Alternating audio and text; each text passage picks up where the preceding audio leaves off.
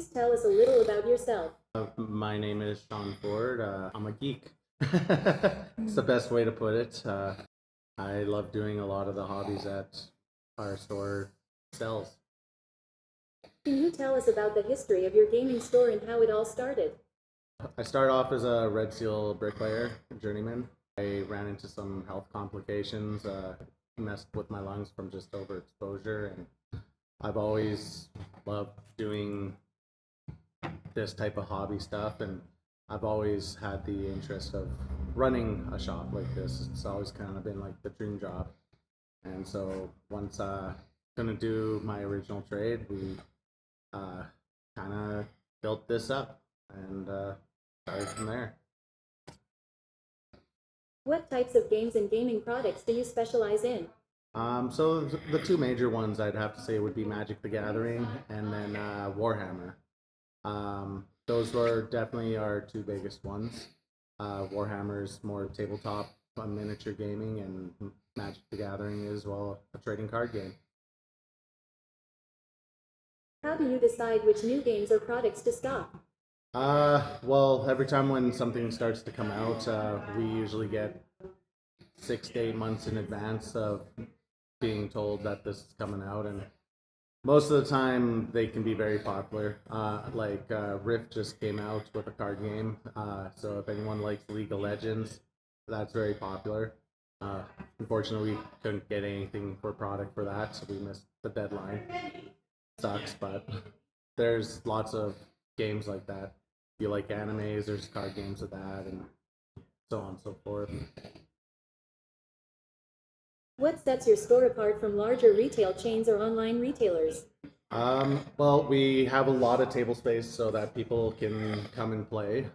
Like every Friday, we usually get about 50 people coming to play Magic. Last weekend, we just had this entire store filled with Warhammer gamers. We just ran an event for 32 people. So I'd say that definitely sets us apart. Do you host events, tournaments, or gaming nights? If Well, so, what are some of the most popular? Definitely Warhammer is very popular. I go around the world trying to do events. I like Warhammer a lot, so I host events every month. And yeah, last weekend, like I said, did a 32-player GT for Warhammer, and we do smaller ones every month. Those are definitely the most popular for us. How do you build relationships with your customers? Just by being myself, I guess. Once people kind of get to know me, I'm very sarcastic for a lot of people, and I guess that attitude kind of makes people a little more friendly towards me, I guess. But yeah, it's just people liking to come, and they like the attitude of what the store has, I hope, and the atmosphere. What are some of the biggest challenges of running a local gaming store? People. Anyone who works retail will always have their people horror stories of just either asking really weird questions or just throwing a question out of the blue that just makes you question people's, I don't know, I won't say intelligence because that'd be very rude, but there's a lot of times where they'll ask some really weird questions that just throw you off guard.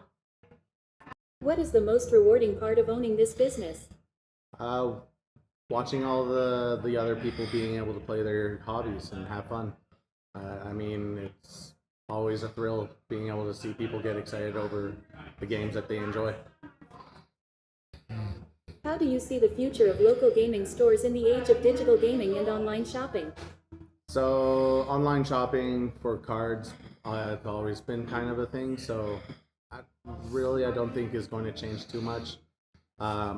For us, we do a lot more physical type gaming, so card games and miniature games, D&D and whatnot, so there's a lot less online gaming happening for that.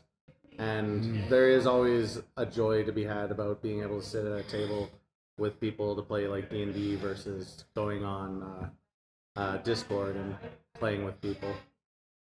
Do you have any memorable stories from running the store?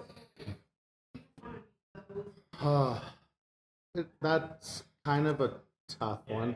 I'd say when we, I think one of my favorite moments probably was when we first opened to really kind of set us apart. I will stay open extremely late on Fridays to the point where I'll stay until we open Saturday morning. And when someone tried to challenge me on that, they didn't believe me when I said stay here till 2 or 3. At 3 in the morning, they were like, "Oh, well, we're gonna go get supper and whatnot." It's like, "Well, you can order pizza and just stay here." And it's like, "Oh, you are actually not joking." It's like, "Yep." And yeah, the latest I've stayed for a Friday night is midnight Sunday. So I like it when people try to challenge me on that. How has the community responded to your store? Compared to when we first opened to now, I'd say favorably, I hope. Uh, there's a lot of Commander players for Magic the Gathering that love to show up. They know that because we also stay open late, so that's always an advantage, I guess. And so it's we've definitely improved over the course of the 7 years we've been open. Are there any upcoming projects or plans for the store? Um, just really trying to survive with the Pokemon craze and a lot of thieves out there breaking into stores nowadays.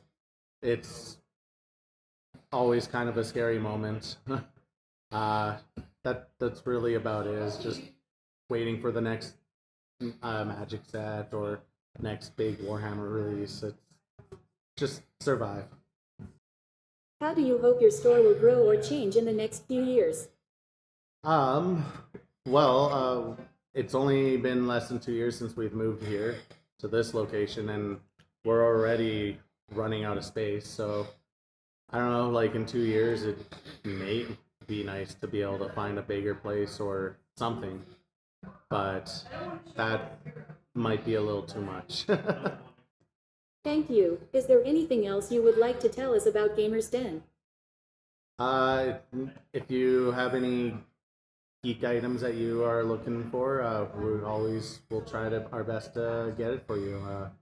We always love people coming in to play the games. We have tons of tables for people to have fun. We'll never charge for the tables, and yeah, hopefully everyone can have as much fun as they can.